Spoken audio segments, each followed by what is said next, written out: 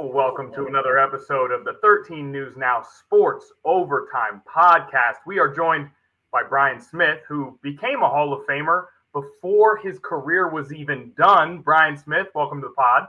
Thank you. And then we have Shane Fordham, who got his master's degree while he was already a successful professional journalist. Shane.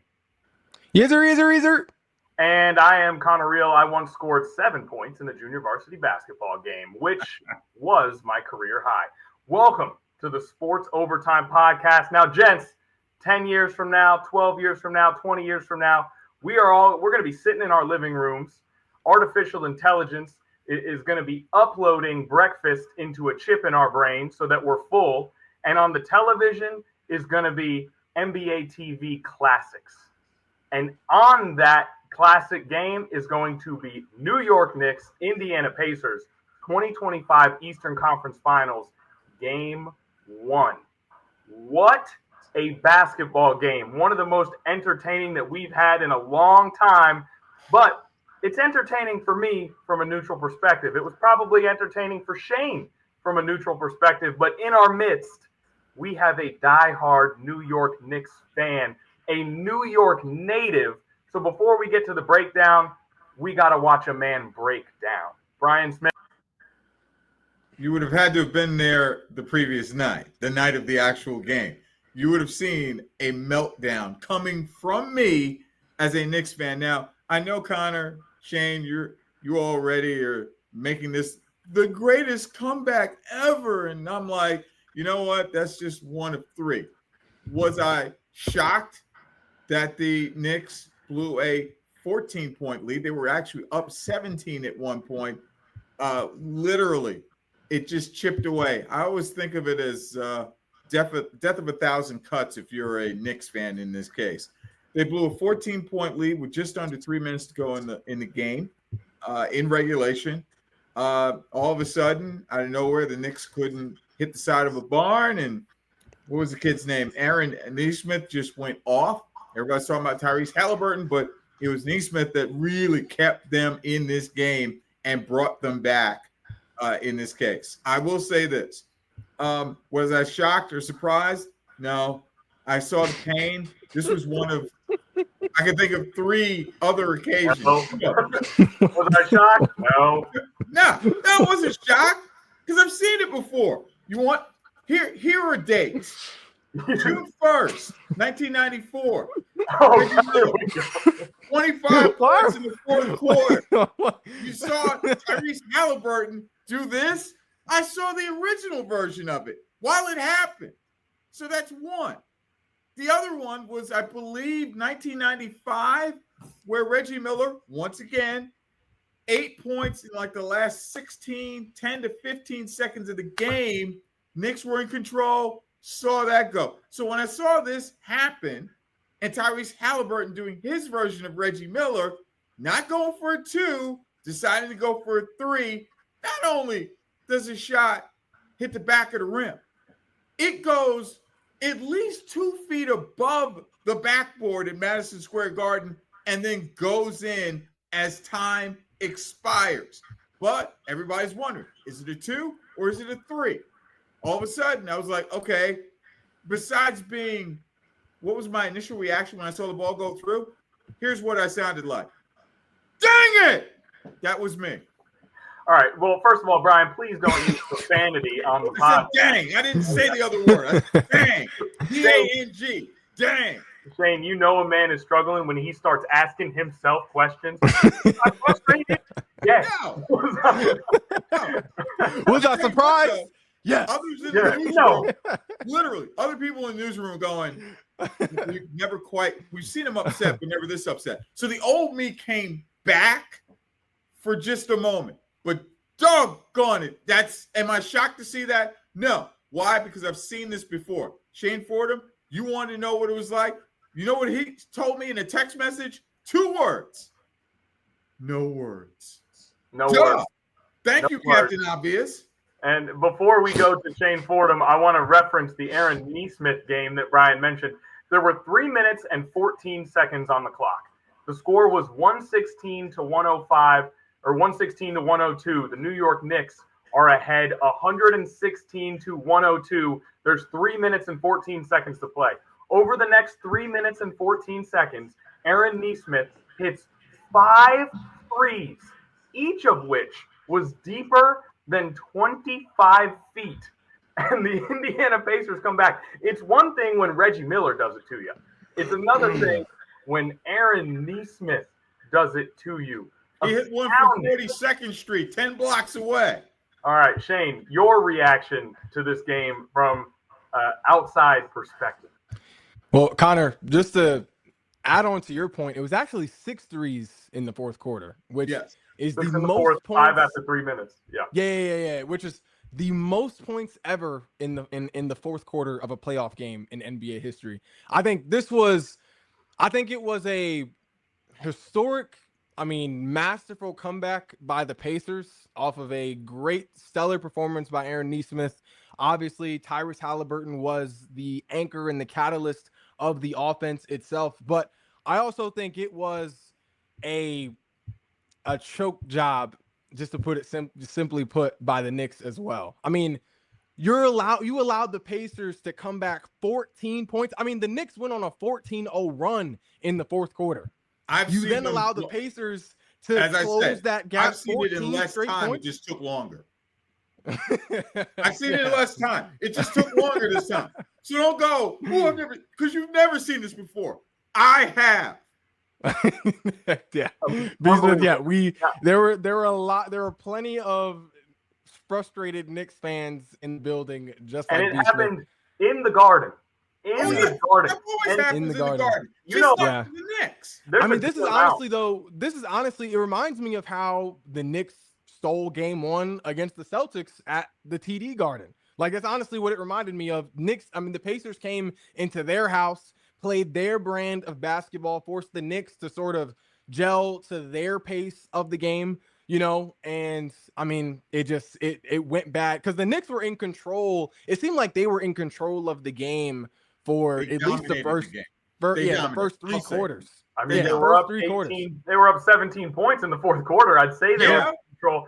And the other part of it is, you said it reminds you of what the Knicks did to the Celtics in game 1. This reminds me of what the Pacers have been doing. They did this to the Cavs. They did this to the Bucks. They've had a game in every series where essentially the game was lost, and the Pacers found a way to come back and win the game. And mind you, this is a team that nobody saw. I'm sure a lot of people even picked the Bucks to beat them in round 1, and now here they are.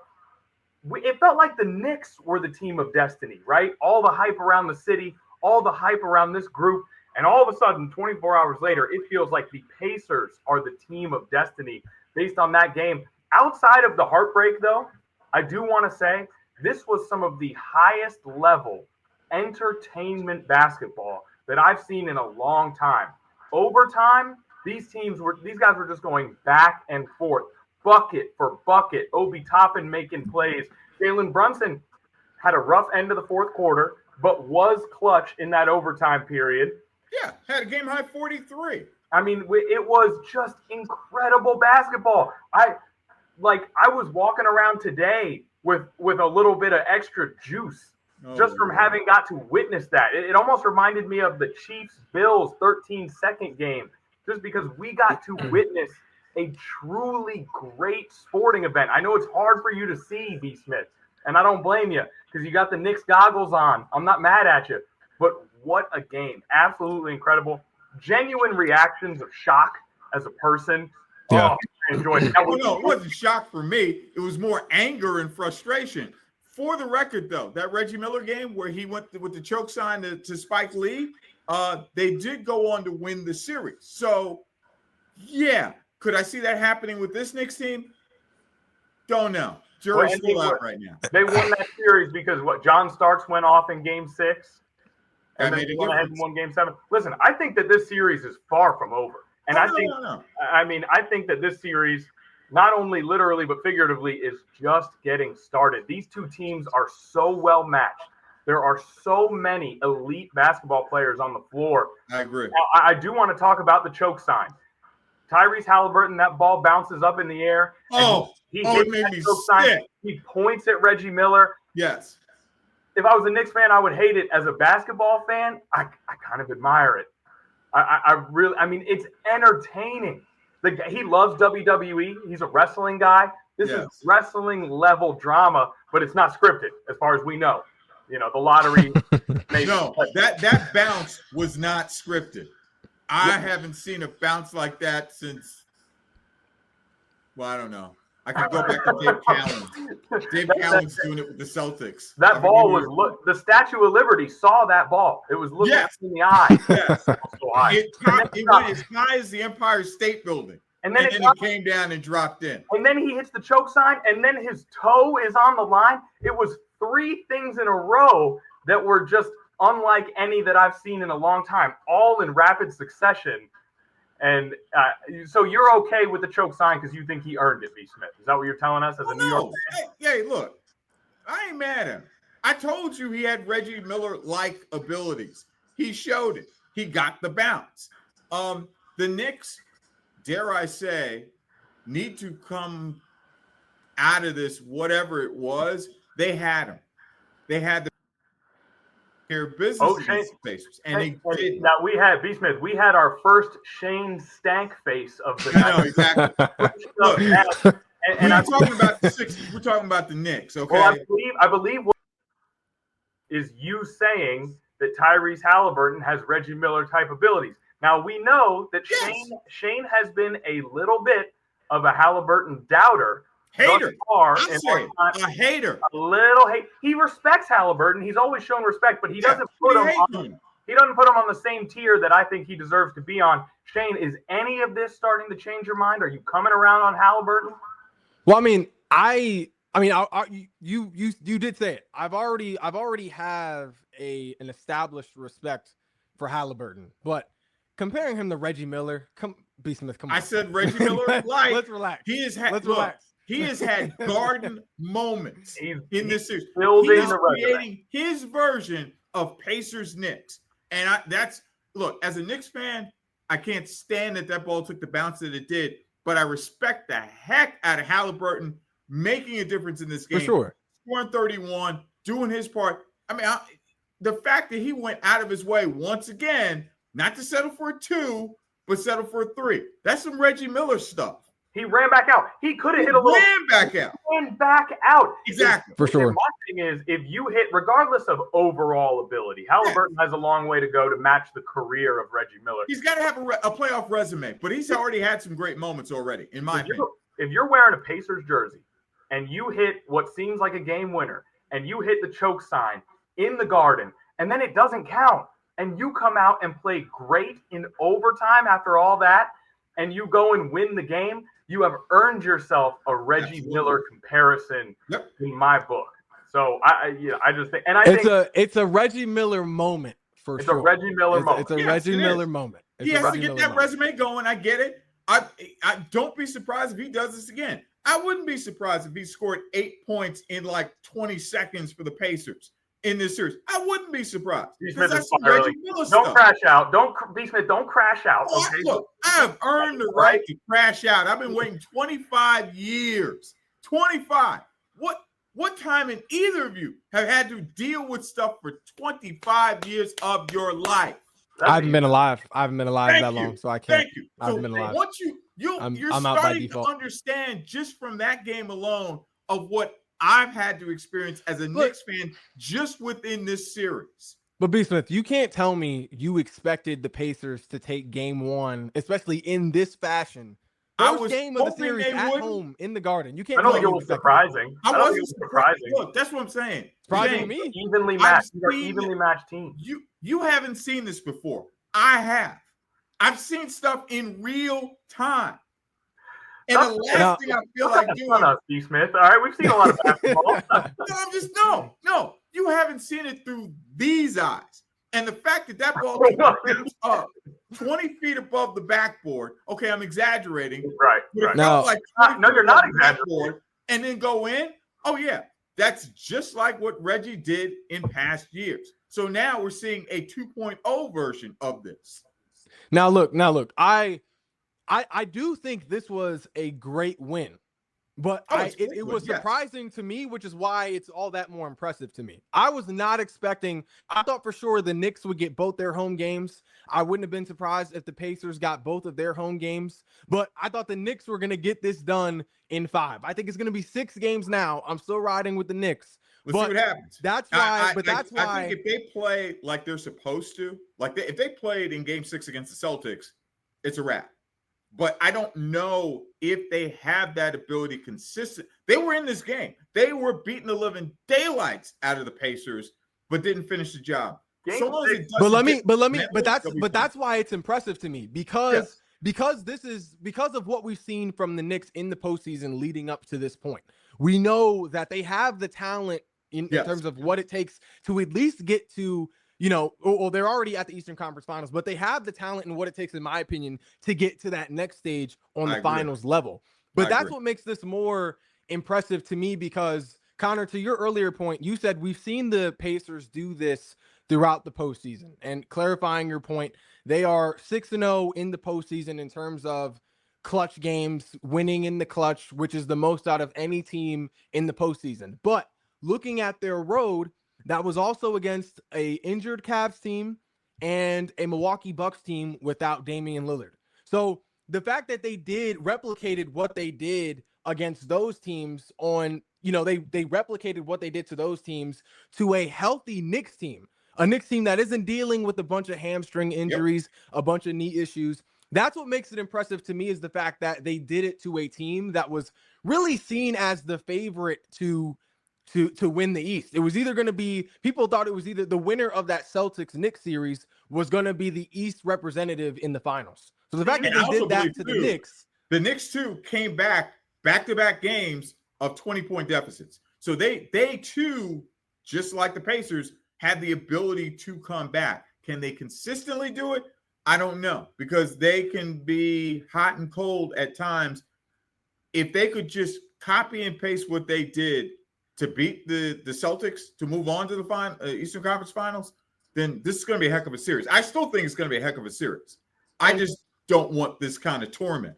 It looks like a 7-game series to me. I hope it's a 7-game series. And I just, going into it, I don't know what your intake was different than mine, Shane. I did not get this whole whoever wins Celtics Knicks is winning the East thing. That's just not what I was getting. I'm not going to disrespect the Pacers like that. I mean, and you talk about that's disrespect. And I understand that there are injuries. Every team has injuries at this point in the season. But for them to beat a 64-win Cavs team, that yes, Garland was hampered, Mobley missed a game, but all those guys played in the last game and they beat them by 40. And for them and that team won 64 games. That Cavs team was the number 1 seed in the East. I think coming into this, I don't think it was a Knicks Celtics, whoever wins that is just going to walk over the Pacers. I feel like this Pacers team is really good. They just don't have the name recognition that we expect from a finals team, but they play incredible together. They've got a phenomenal coach. Bruce Carlisle is probably going to be a Hall of Fame coach. I feel like people forget about that sometimes. Former UVA Cavalier. With Ralph Sampson. So I just don't see it that way. I think against all odds, the Pacers have turned into a really, really good team. They got hot at the end of the season. I didn't see this as a walkover for the Knicks. And look, I mean, the Knicks this season, 51-31. The Pacers, 50-32. So I think these teams are pretty evenly matched here. And the key point, the Indiana made them play at their pace. Mm-hmm. And if they could do that when it mattered the most, right. And I wouldn't say I wouldn't call it a walkover. I didn't think this was going to be necessarily an easy series for either the Knicks or the Celtics, but I did think one of them would be my choice in terms of winning this series, especially if it were the Knicks. I thought the Knicks, ahead of the series, if looking back, I said if the Knicks are able to beat the Celtics, I don't see why they wouldn't be able to beat the Pacers. But now what I will say is able to, yes, but you had the winner of that Knicks Celtics series penciled in. Able to for sure, but I just didn't see it as a pencil it in type of situation. That's just not. We do come across. I would even say Nuggets Thunder more so had that vibe than Pacers or the Knicks Celtics of, all right, whoever wins this is moving on to the finals. I don't think either one of them totally did, we've come across those types of series before. Yeah. I didn't think either one of them did. I want to go to a specific play that was just so deflating, not to continue to do this to you, B. Smith. But I'm used to it. Don't worry about it. I got scar tissue for skin. Yeah, the Knicks have one last possession. The Knicks have one last possession in overtime. Brunson tries to hit that tough step back. That's a really tough shot. He misses. Somehow, Karl Anthony Towns gets an open look at the top of the key. What happened to that shot? You got to hit rim on that. About the one he should. No, I don't care how good a three-point shooter he is. That moment, you drive to the hole. You get. I kept thinking the whole time, why are you? You don't have time. They give you time. You have time. You got to get it up. Like those are the two guys you want taking that shot. There were moments that they had a chance to keep the lead and didn't because they settled for certain jump shots. Go to the lane. Get foul. Get foul. B. Smith. Brian Smith. I keep calling you B. Smith like 100 times in a row. It's okay. There are 6 seconds left, and they're down 3. Yes. Yeah. Yes. You got to take the 3. You got to put it up. Yes. Unless you get really lucky with an and one, then you go to the basket, you're screwed. They'll just let you walk. They probably wouldn't even defend him. They just let him walk to the basket. Yeah. I think those were I think those were great shots by the two guys you want taking those shots. The Brunson shot is tough. He hits tough shots. We've seen him make that though. We've seen him make that. And in that moment of the game, I mean, I would rather Brunson take that shot than I agree. I mean, I'd rather be or Bridges if you're going to have it, let it be the guy taking just a regular spot up 3. Like that's if I'm Tibbs, I'm perfectly comfortable with the ball being in Brunson's hands in that moment of the game. Me too. In that exact same situation. Me too, but I wouldn't call it a good shot. I wouldn't describe that as a good shot. Now in that situation, it's hard to get a good shot. For Brunson, it's neither hard was to call the it a one good for Haliburton in regulation either, but it went in. I would say this. I was not particularly inspired by New York's inbound sets through the entire crunch time of the game, regulation and overtime. In fact, the only reason the Pacers got to that spot is because the Knicks turned it over on an inbound when Brunson was trying to come to the ball. They almost turned it over on another crucial inbound when Josh Hart slipped. Tim to get in the lab and draw up some more creative out of timeout plays or out of bounds. I got to say, in that instance with Josh Hart, I swear to you, I had a moment of Greg Anthony getting shoved in the back by Reggie Miller. I really did, but then I saw the different angle. No, I yelled out. He shoved him in the back, but then I saw the angle. Okay, he slipped. I get it. But from my angle, the initial one from up top looked like he got shoved in the back. You know what I think it is? You know what I think it is, Brian? What, Reggie Miller syndrome? Yes. I think that until you truly cleanse yourself of these night terrors of the past, you guys are not going to be able to win. It's not going to happen. You got to. It's emotionally scarred from just this series alone. If every time something bad happens, you just think this is just like Greg Anthony. It was. Let the past go. It's a totally different game now. It's a totally different game. That's the thing. You guys don't understand until you saw it. And Shane, yes, when you said no words, you were right. Had you said anything else, I would have blocked you. Because I've been like, see, I told you. But see, like that's the thing. I think you can't. It's hard to be without. Like, I know Connor and I can never understand your pain. You have to go through it. We can never understand yours. Through it. I understand. You can't put a thing on time. But you have to look at this with through some sort of positive scope, because I honestly think this has been the best the Knicks have been. I mean, really one of their best teams ever. It's not the in time a totally for this, different Shane, era it is of not basketball. the time for this. Shane, I'm just it is saying, not the time for this. It's like you. Okay, I'll say this. It's not like the I will Knicks say lost. this: if the Knicks through some miracle comes back, win the series, go to the finals, and win the whole thing, it's only game one. What do you mean comes back? It's game one. The series just started. I get that, but based on what I have told you, based on stuff that you could just easily look up time and time again, and you see it over the course of your life, like I have, in the moment, you can't say you got to get past it. No, there's no way. You cannot project bad luck onto the projecting bad 2025-2024 luck. Knicks. I do get where he's coming something from. that happened to the Ewing Knicks in the 90s. But it's a curse. You can't Curse. you can't. They're like the new I'm Red sorry, Sox. You can't gentlemen. transfer over transgressions. What was the shot? Describe Tyrese Haliburton's shot that tied the game to go into overtime. It honestly reminded me of Kawhi's shot that kicked the Sixers out of the playoffs, sending the Raptors to their first finals appearance in I don't even know how long. That's honestly what that reminded me of. And that was even worse because he had two hands in his face. And so if you want to talk about pain, for what it's worth, that evening I went to bed the night before and I was watching The Last Dance, and it was the part 6, and they were doing the game 2 of the Eastern Conference Finals between Knicks and Bulls, the famous John Starks dunk, and I went, dang. And then to see it again, here we go. There's a bad omen. I shouldn't have watched it. You know what I did? I might have cursed you too, B. Smith, because on Saturday night, myself and my brother watched the 30 for 30 about Knicks Pacers from the 90s. It's great. It's great theater. But I love it. Before we look alive, Game 2, this is going to be a really good series. Series is just getting started. Shane, one more point, and then I got a segue to something I want to ask you guys about. Yes. I just wanted to say I do believe because we were kind of talking to Connor. You were kind of talking about their inbound sets, drawing stuff up on the sideline. I do think that ultimately, I think coaching is going to be the X factor in this series. I told you guys, I think the Knicks have what they need to get it done, but it's up to Tibbs not to run these dudes into the ground. Tibbs was one of my biggest X factors going into the conference finals on the rank tank this weekend. What a concept. Yes. That was he was one of my biggest X factors because I said that.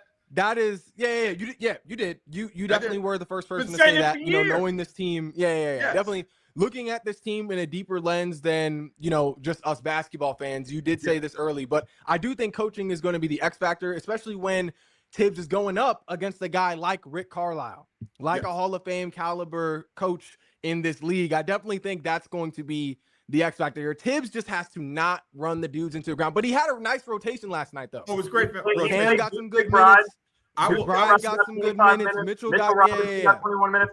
Cameron Payne played 10 minutes in an Eastern Conference Finals game. I will say this, guys. That's all he's got. He doesn't have the depth of the Pacers or the Thunder. Yeah, it's the conference finals. Play your dudes.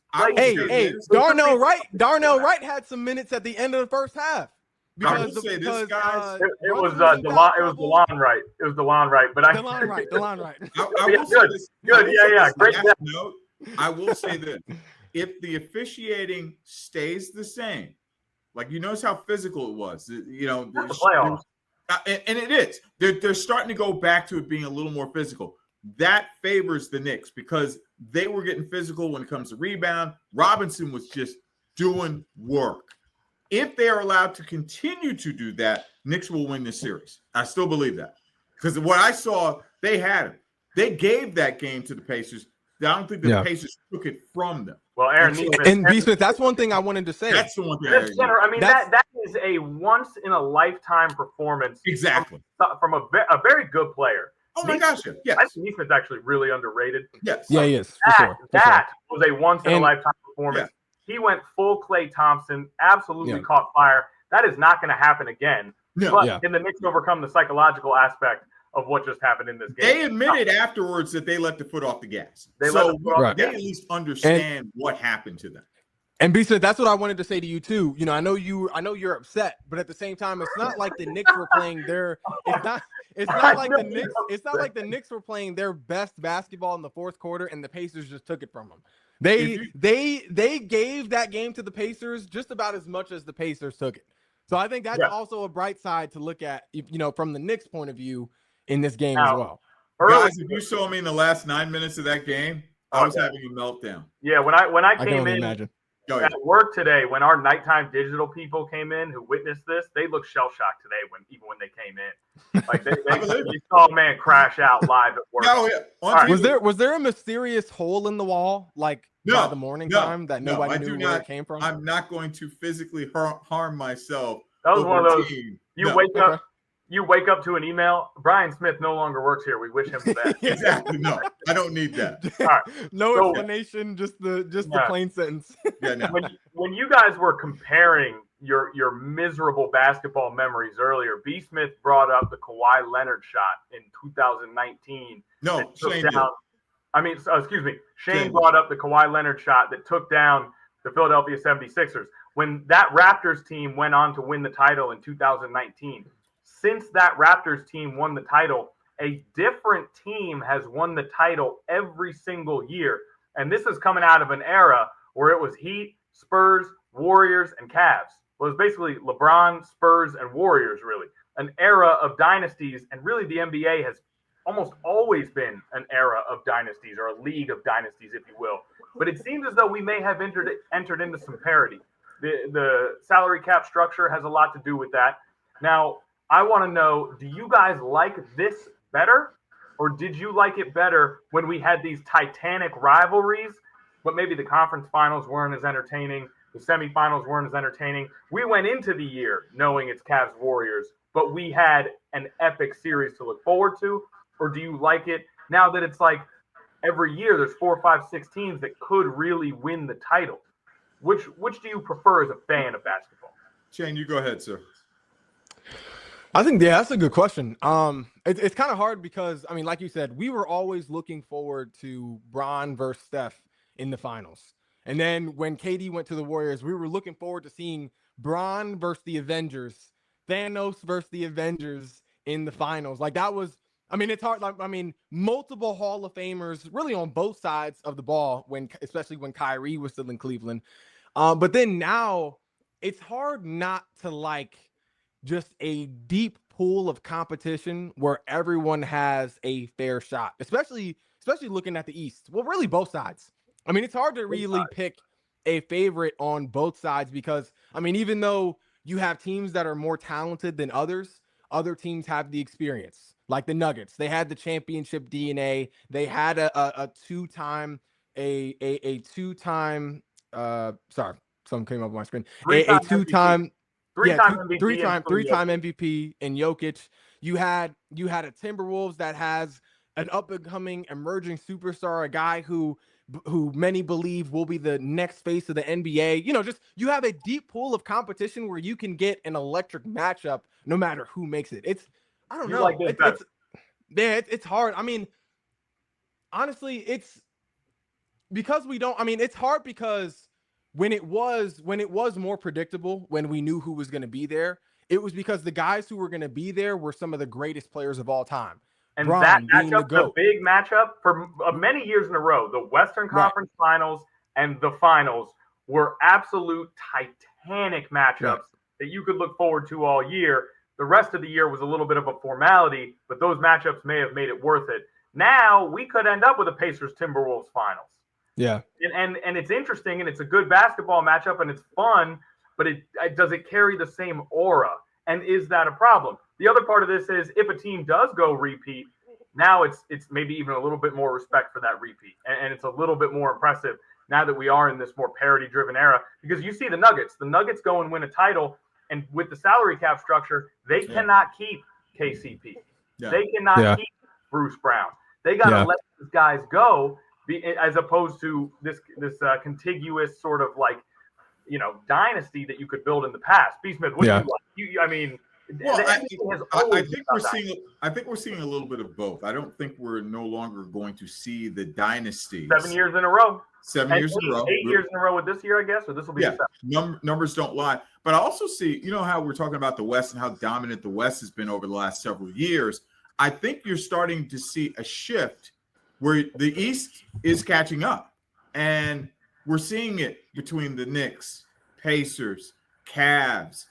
In some cases, the Pistons are starting to come up. That the East may be going back to its old ways of being that conference that nobody wants any part of. Now, is that going to happen? Hold on now. No. Hold on. That has not been my observation. No. We've seen the West dominate, and I get it. They got the more talent and stuff, but that's because of the cap. But we're slowly starting to see, because of the cap, you're seeing Knicks, Pacers. You may see a slight change. We may not see it right now, but I think we're starting to see a change. And who knows at this point? I mean, when I look at this, and not to, you make a lot of good points there. When I look at this, I think when I look at next year, especially depending on what Giannis does, it seems to me like the West is stronger than ever. With Tatum going down, you got the Knicks, the Cavs, and the Pacers.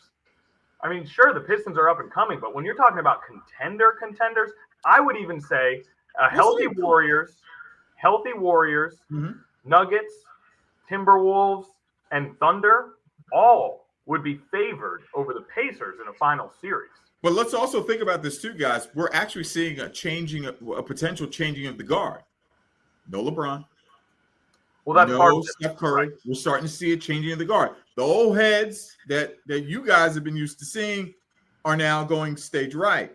And does that factor into this parity where if you don't have a LeBron, if you don't have a Kevin Durant and a Steph Curry together, now it's Jokic is great, but he's not great enough to consistently go to the finals. Though I think it's more the cap is more so what I lean. It's more the cap. But it's great. I have been enjoying this. Yeah, I think it's great because we're seeing a young generation come through, and I love it because, I took basketball seriously in terms of watching it from the Magic Bird era, because I remember Kareem and them back in the 70s and Dr. J, but I remember Dr. J was the man back in the day from the late 70s into the early 80s.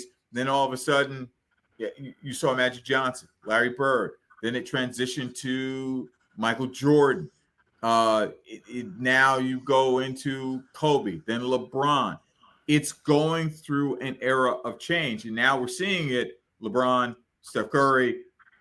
It's no longer their time. I honestly think the window is officially closed unless something really crazy happens that changes things. I don't think it's closed yet. New Jacks now. I don't think it's completely closed yet. At least I think it is for Steph. I think it is. I think for Bron, I think that's possible it being closed. Yeah. I think for KD, Kevin Durant, possible depending on where he goes. Too. But a healthy Warriors team could have gotten there this year. They could have, but they didn't. If Steph was healthy, they could have. They definitely had a shot in still being alive at this point in the season. So for Steph, I didn't see that. I didn't see that from the Warriors. I think they were a good team, but I didn't see them beating the Thunder or the Nuggets. Frankly, I didn't think that I don't think they'd be able to handle Jokic. But I think it could. That could just be me. I think they had a shot. But I you think say they it's did. the changing of the guard, B. Smith.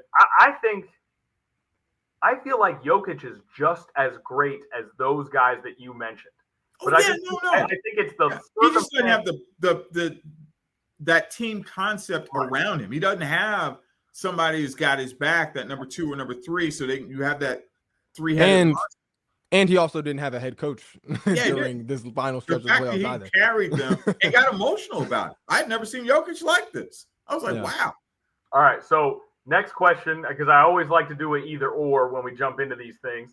If next season we have a totally healthy Kyrie Irving, let's say he's 100% healthy, Kyrie or Haliburton, who would you rather have on your squad if you need a point guard? Haliburton. Shane? At this point, it's Luka carried. At this point, it's Haliburton. And bringing up that finals isn't an argument in favor of Kyrie because of how he kind of disappeared late in the stretch, where that was a big reason why the Mavs lost, was because Kyrie was not as, he wasn't as productive as we are used to seeing him when he is in the playoffs. But going on a playoff run through the West, taking down the Timberwolves, taking down the Thunder as the second best player on your team, as a 30-something point guard, gets a lot of kudos. We don't need to discredit. We're not. I'm not saying that takes away from him as a player, but I'm saying you brought up the finals. You're talking about next season. Argument in Kyrie's favor, and it's not. You're talking about next season. Look at the totality of what we're dealing with here. We don't have to say, well, he didn't play well in the finals when he had Derek White, Drew Holiday, Jason Tatum, and Jaylen Brown on the perimeter guarding him. Yeah. Like that. I don't think that we can use last year's finals to discredit Kyrie Irving going into next year. I think the fact they got to the finals is more of a credit to him than a discredit to struggling in the finals against the phenomenal. My point about the finals. my point, my point about the finals was, I mean, you introduced that as if it was an argument in Kyrie's favor, but I was saying it was kind of a side note. I mean, going to the even if I finals was is an considering argument Kyrie, in Kyrie's favor. Going to the finals is an argument in Kyrie's favor. It is, because but he also struggled against a phenomenal perimeter defensive team in the Celtics. Yeah. If Haliburton was going against last year's Celtics healthy, I think he would have found some struggles too. We don't need to look at the totality of who they are right now. Now, my main reason for picking Haliburton is just because of his age. He has more. He's healthier. He has more upside than Kyrie, who is just for 1 like year. You said, in his 30s. For 1 year. If you're talking next year, I'm going with Haliburton because I think in Kyrie's case, he is physically. I've told you about these injuries. He tore his ACL. He's in his 30s. His recovery time isn't going to be like it once was. It could be fully healthy for this exercise. He's fully healthy for this exercise. Fully healthy. I'm taking Kyrie. No, I'm taking Haliburton because I can't get past the injury. That's why I can't get past the injury. Well, Connor just said hypothetically the injury is. I don't like his hypotheticals because they're not real. No residuals. They're not real. No, I'm going with Haliburton. I got to see it as it is. In Brian's the question is hypothetical. It's if there are no injuries on the table. I don't like hypotheticals like that. No. Brian's never taken well to my hypotheticals. But we're going to do another one. Anyway. Crazy. I'm like, no. It's just a fun thought exercise. I'm sorry. I am steeped in reality. For imagination. Like, you've got a granddaughter. I'm sure you guys play makeup games all the time. All the time. Your imagination. All right. Yeah. Going into next season, would you rather have Tyrese Haliburton or Jaylen Brown? Ooh. You need players at both positions. It's Haliburton for me, fellas. Yeah, I think he cannot ignore what's happening out here. Yeah, I'm leaning towards Haliburton. The man can run. He can be the focal point of one of the best offenses in the league, and he can be the emotional focal point of a team that advances through the playoffs round after round. Shane loves we're also going to see next year. He's having such a hard time with this. But we're also going to see next year because Jaylen Brown may have to carry this team. It'll be interesting. Well, that's my next question. That's my next hypothetical, actually. Hypothetical. I think we're gonna have to see Jaylen Brown step forward and take over because I know. Yeah, he can't depend on Tatum. Do I think he can do it? Sure, but at the rate of Tyrese Haliburton, no.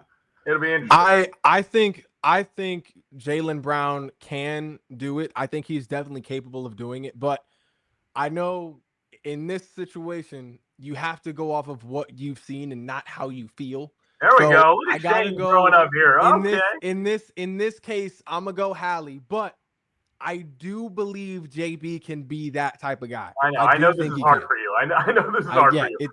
I know we forgot this part, but remember the year before? Remember the year before with Jaylen Brown? Everybody was questioning Duke can't go left. Remember hearing that? Yeah. Nobody said anything about it. It's like, they won a title. Nobody says anything. But I think he fixed that though. Yeah, he fixed it. I think he fixed that. But that getting there.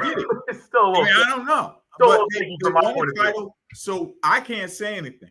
But asking him next year to go into next year, basically trying to carry the Celtics, I'll take Haliburton. But something that does make up for that though is his ability to play both ways. Like his ability to be a great defender and also a great scorer. Well, a valued scorer, I think does make up for that at least a little bit. You know, being a guy who can be a perimeter defender or be a wing guy. I think that does have to be sort of an equalizer, you know, when evaluating that as well.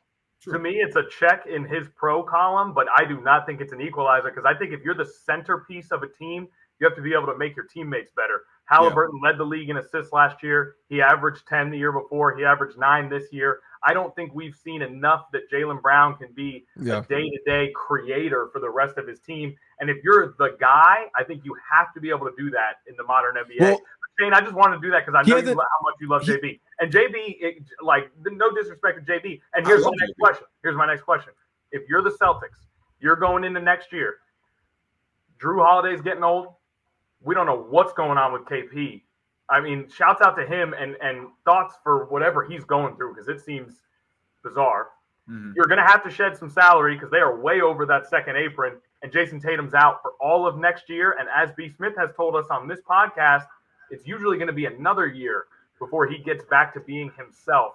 Everybody's different, but that's certainly possible. If you're the Celtics and you have a chance right now, do you trade Jaylen Brown for the number 2 pick in the NBA draft?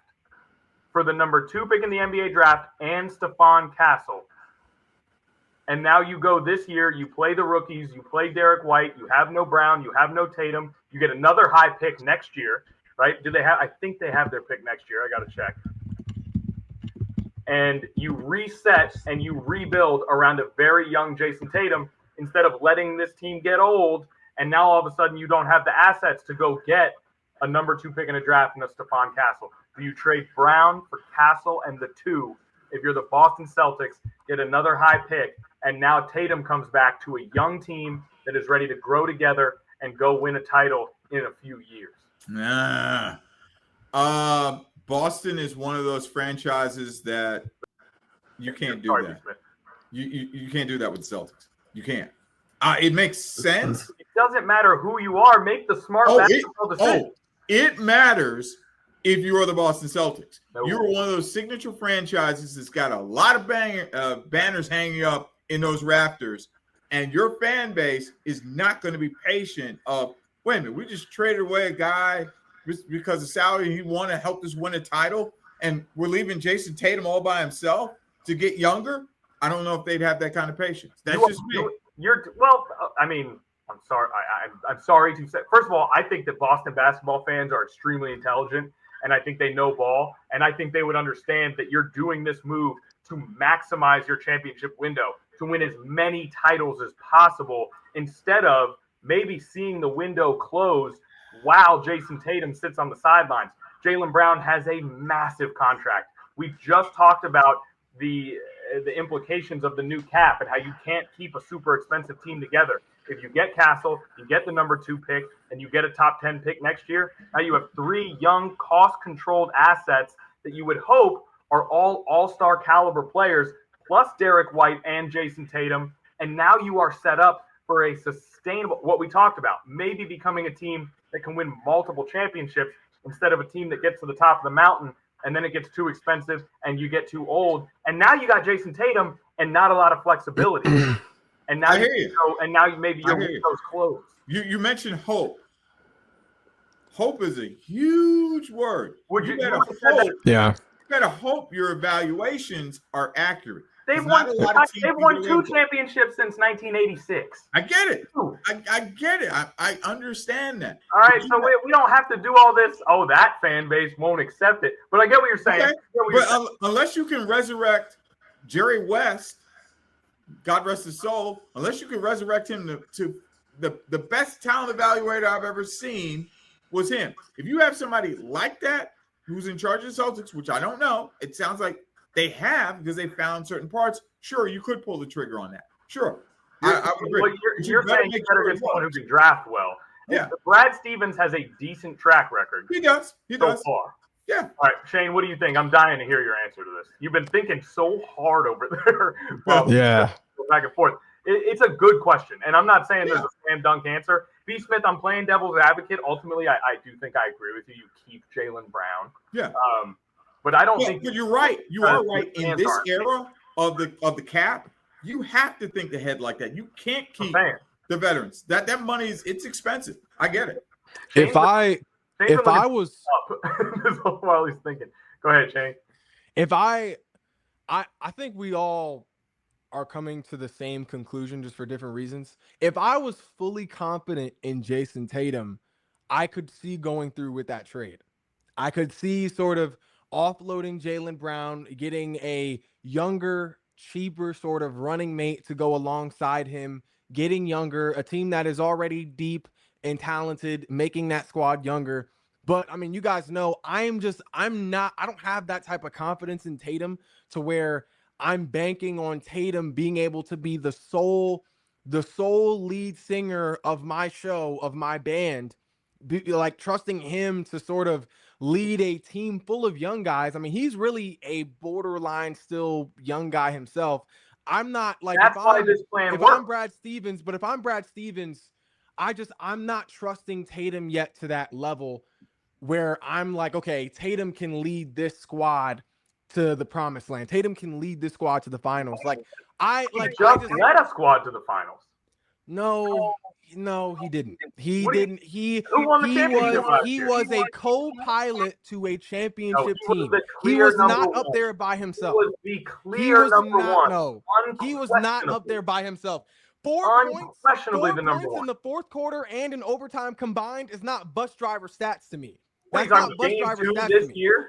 That's not bus driver stats to me. Like I'm It's not one bad confident. game. He won the title last year as the best player on his team. He was the best player on the I'm sorry, Celtics.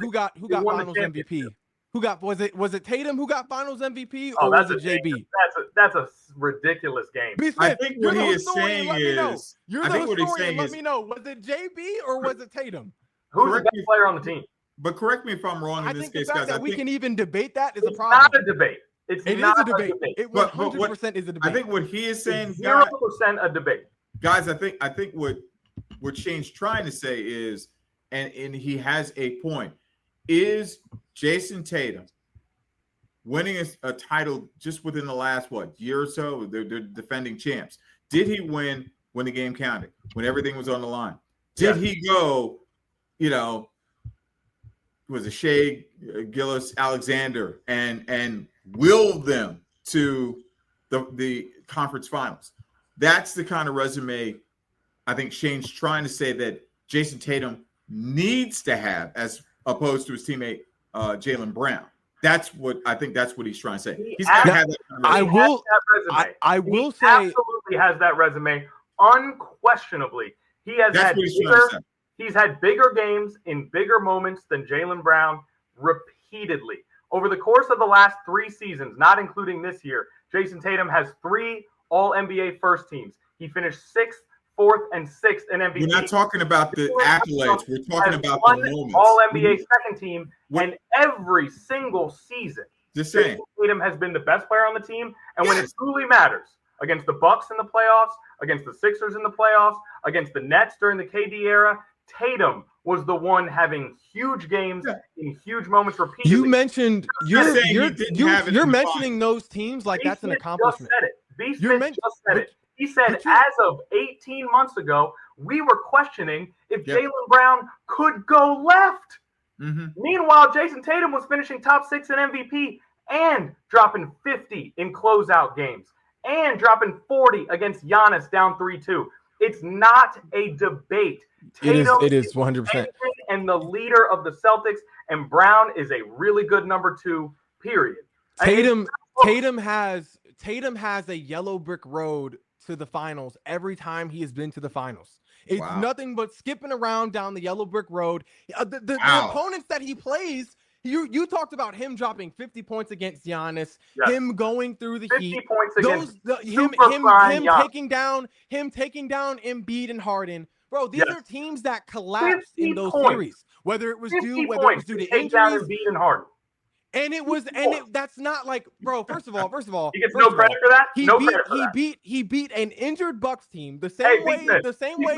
Yes. This guy said that he doesn't play well on Cavs this year. I give him examples, and he says, "Nah, that one doesn't count." Well, hold on. That one doesn't count. But look at your examples you just gave. You mentioned a Bucks team that was hurt.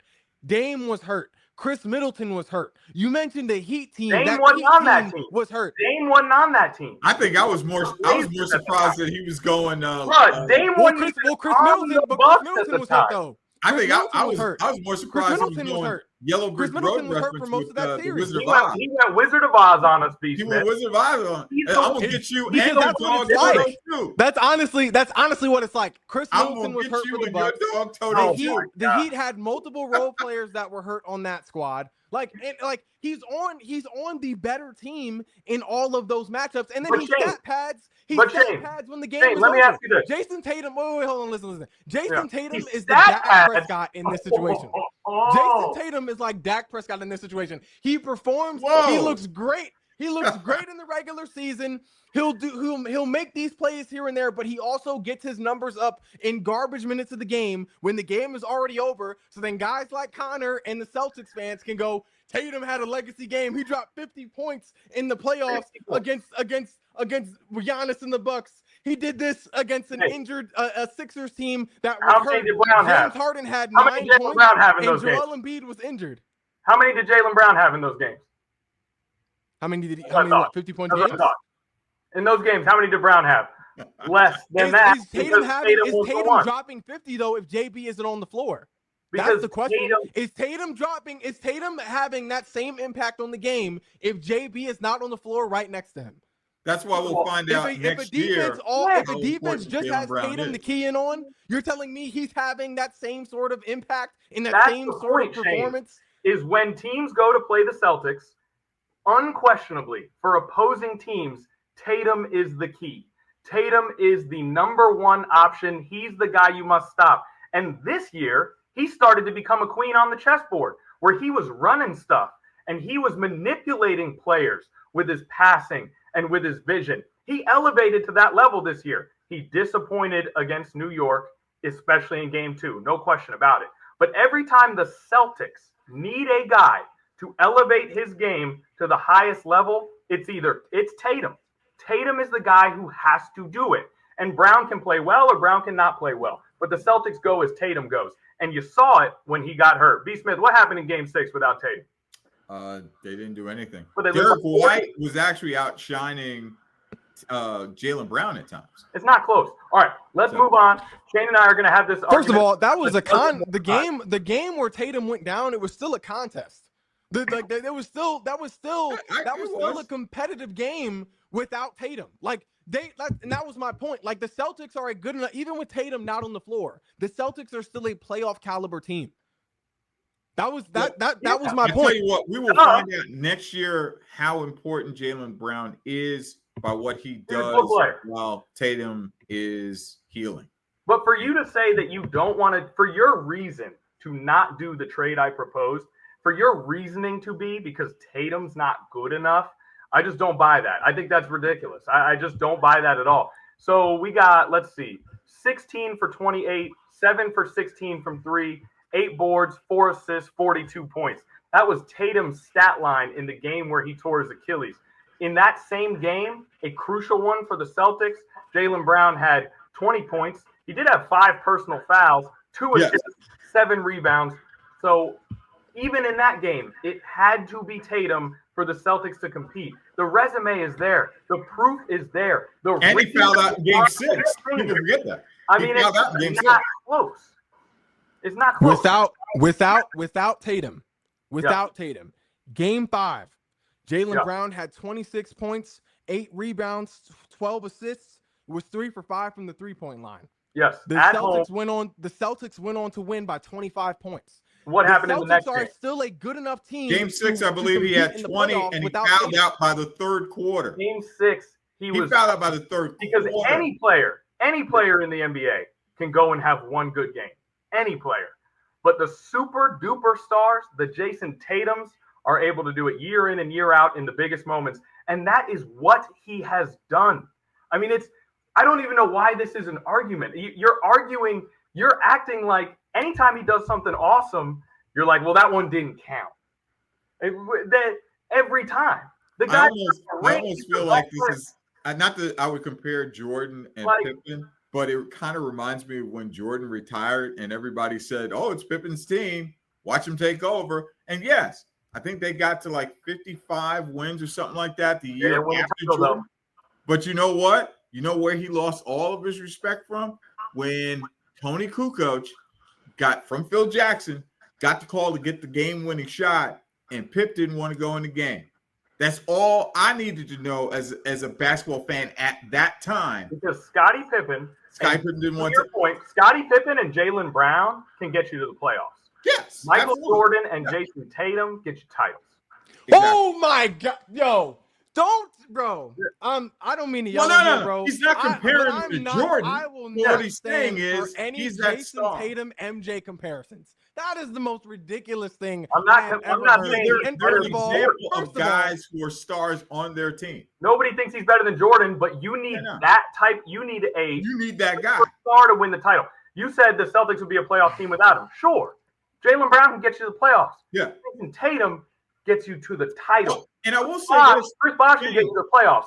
LeBron James gets you the title. Jamal Murray can get you the playoffs. Nikola Jokic gets you the title. There's a difference. What I'll say this, Shane. Compare the two. Jason Tatum, to my knowledge, has never fouled out in the third quarter of a playoff game. To my knowledge, Jaylen Brown fouled out in the third quarter. Now, the good thing about so you realize what JB was doing though. He was, I mean, we're talking about JB. I know he had to carry a lot of weight. He's doing more, but he's doing more of the legwork on defense as well. He had to guard Mikal Bridges. He had to guard OG. On some possessions, he had to guard Jalen Brunson because Drew Holiday couldn't do anything with Brunson. He had to guard OG. Go sit in the corner with him. He had to guard OG. All right. Hold on now. Here's the good thing about the 13 News Now Sportscast is you guys just got to peek on the inside. Shane and I will be having this argument until the end of time, and I find it compelling. I appreciate your passion, Shane. I didn't mean to yell. I just got jacked up. I didn't mean to yell either. It gets me emotional. I don't Especially because it's the apologize Celtics. for yelling. You know, I'm a Sixers fan. Knicks, so I ain't anytime we talk apologize. Celtics, yeah, I'm not apologizing. Jason Tatum dropped earlier, and Brian, Jason Tatum dropped 50 on Philly's head to advance.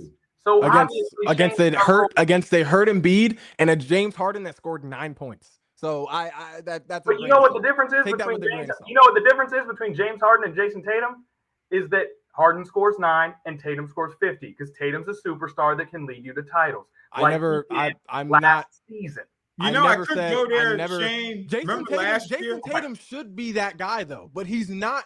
First, I feel like Jason Tatum is more of a player that just benefits from his system. I think he benefits more from his system than his actual mentality and skill set that he plays with. I think he kind of limits himself. Like a player that limits himself is less reliable than a player that isn't as talented but plays to the deepest of his bag and the deepest of his abilities. Like that's just me. Like I would take Jimmy Butler over Jason Tatum any day of the week. Like if I'm drafting a team, I'm choosing one guy to build around. It's not a different discussion because if JT was really the guy who way better than Jaylen Brown. Jimmy Butler's way better than Jaylen Brown. I said Jason Tatum. I would take Jimmy Butler over Jason Tatum. Well, that's a whole new topic. We're going to spend we can't do another third. That's a different. We were talking about Tatum and Brown. If you want to talk about Tatum and Butler, I'm going to need a couple of minutes to think. Well, that's just my point though. My point is if Tatum was really the guy that you're making him out to be, it would be Tatum head and shoulders over Butler. But what I'm saying is the fact that I can even make a case for Jimmy Butler being my first pick, being the center of my team as opposed to Tatum, I think that is that's a problem in itself. The fact that I can even make that argument. Jimmy Butler took 2 teams to the finals. There's no shame in being compared to Jimmy Butler. Shane, but what I'm saying is Tatum is a guy who is supposed to be seen as a top 5 player in the league, a guy who is supposed to be the face of the NBA. If Tatum was really that guy, Tatum would be the clear choice in that sort of scenario. I hate to go there, Shane. I hate to go there, but I'm going to bring up last year, Phillies Knicks series. What's up with the fan base, losing 2,000 tickets to the Knicks fans? What? Okay. What does this have to do with anything? I didn't mean to go there, but I'm going to go there. What did we start talking about? I'm going to bring it back down. Yeah. We were just talking about outdueling stuff. I said, what about your fan base? He said Connor and Shane are arguing. Let me just say something totally irrelevant. Let's say something about 2,000 tickets. Let's bring it back in. Let's bring it back in. We're going to do – I think that we'll probably do a lot more Tatum discussion because we love this topic, and what happens with the Celtics is really interesting. But we have reached almost the end of the 13 News Now Sports Overtime podcast. I personally have enjoyed the discussion, Shane Fordham. You always bring something compelling to the table. But now we got something a little more important that we want to hit before we end the podcast for today. Because even though we like to talk about the National Basketball Association and the sports happening all over the country, at the end of the day, this is a team that lives local. Hampton Roads and the 757 is what we're all about. We get to come on this podcast and talk about other stuff, but nothing means more to us than what's happening in the backyard. And in the backyard, today was a sad day for 757 sports of all kinds because Tommy Riemann Sr. passed away today, Thursday, May 22nd, 2025. And he is a legendary high school football coach in our area. He coached Mike Vick at Warwick. He coached Aaron Brooks at Ferguson. He coached his son, Tommy Jr., who was a heck of a player over at Gloucester. He coached Lansdowne for a while and had them competitive in the Beach District. And more than all of that, every single place he went, his number one priority was the well-being and the growth of his players. He was more than a coach. He was a teacher. He was a mentor. He was a role model. He is an absolutely incredible representative for the 757. And for me, I'll just go quick and then I'll pass it over to you guys. I knew who Tommy Riemann was before I started this job. You coach Michael Vick, we know who you are. And Vick, by no surprise, has kept Tommy Riemann in his life.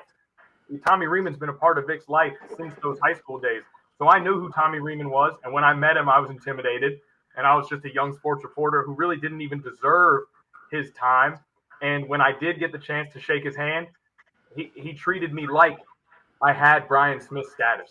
He looked me in the eyes. He talked to me. He told me some stories that were coming up, some events he wanted me to be at. He listened to me talk about what I had going on. And even in that brief interaction and the very few that I was fortunate enough to have with him after that, he was just really, really an incredible guy who you could tell so deeply and genuinely cared about the kids in this area. Rest in peace to Tommy Riemann. Shane, if you want to say something, go ahead. And then I want to turn the floor over to B. Smith, who covered him for a decade plus and really had a relationship with him that went a little bit beyond professional, just covering a coach.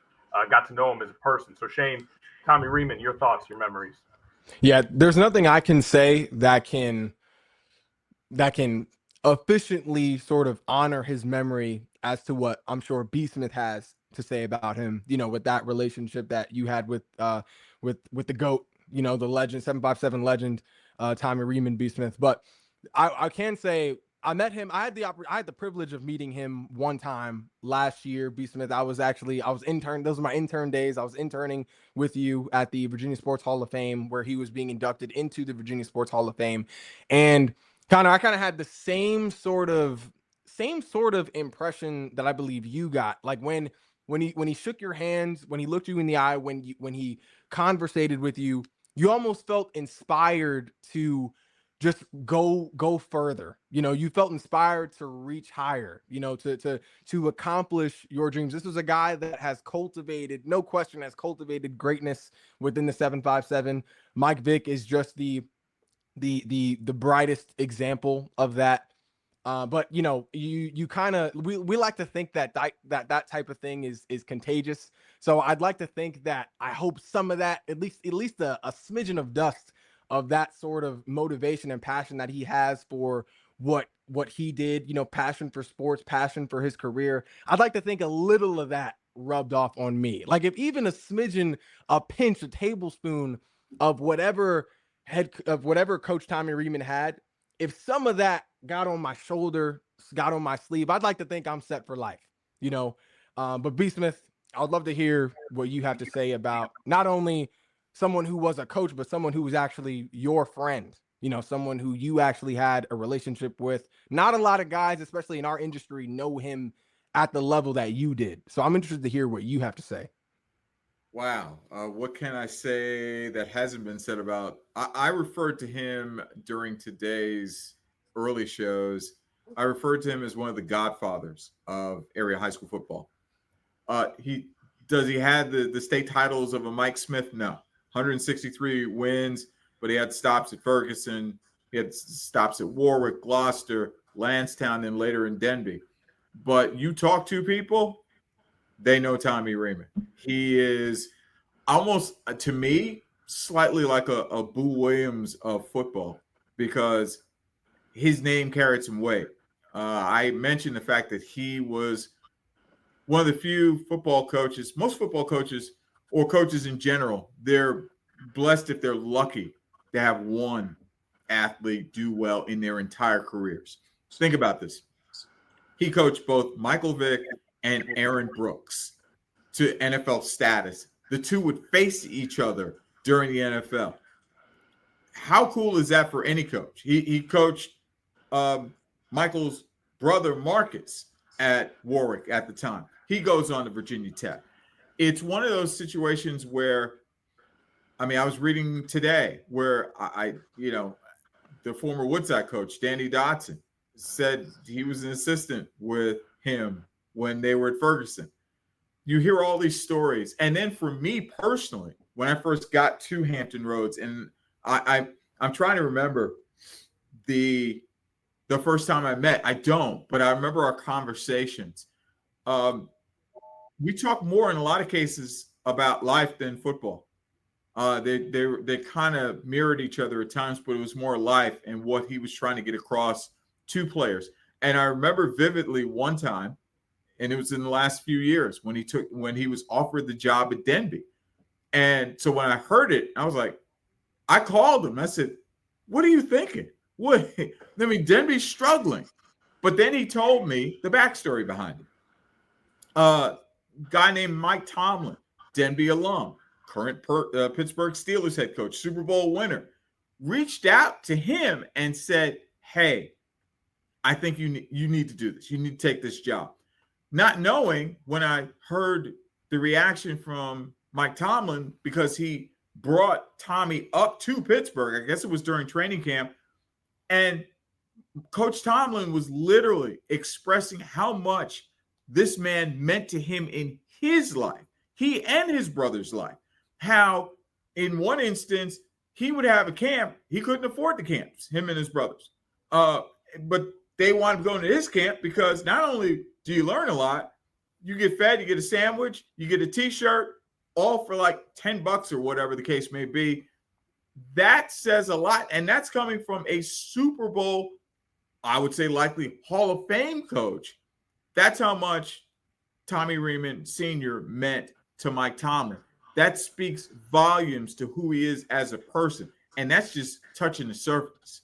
I would imagine, and Coach Vic said this also at the ceremonies in 2023, he said he changed the lives. He said he changed a lot of kids' lives. He said roughly 300 wound up going on to college because of him. 300, including himself.